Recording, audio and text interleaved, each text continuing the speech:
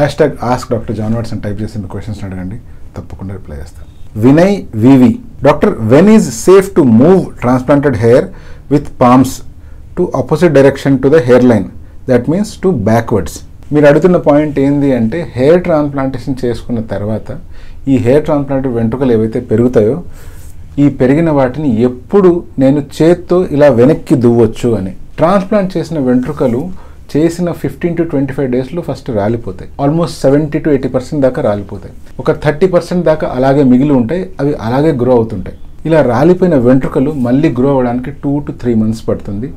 అక్కడ నుంచి స్లోగా గ్రోత్ స్టార్ట్ అవుతుంది. 6 to 9 months కల్లా ఓ మోస్తరు గ్రోత్ కనిపిస్తుంది. 9 to 12 months వచ్చేసరికల్లా మనకు ఫుల్ గ్రోత్ కనిపిస్తుంది. మనము 3rd month నుంచే కూంబింగ్ అనేటువంటిది స్టార్ట్ చేయొచ్చు. సో ఈ 3వ నెల నుంచి మనం చేత్తో దువ్వుకున్నా కూమ్తో దువ్వుకున్నా, స్ట్రైట్గా దువ్వినా పైకి దువ్వినా ఎటువంటి ఇబ్బంది లేదు. ప్రత్యేకించి కూమ్తో దువ్వేటప్పుడు కొంచెం స్కాల్ప్కి తగిలేలా లైట్గా అలా దువ్వినప్పుడు బ్లడ్ సప్లై ఇంక్రీజ్ అయ్యే అవకాశం ఉంటుంది. అదే వచ్చిన అడ్వాంటేజ్. చేతులతో వెనక్కి దువ్వడం వల్ల ప్రత్యేకించి ఏమైనా డిసడ్వాంటేజ్ వస్తుందంటే అటువంటిది ఏమీ లేదు.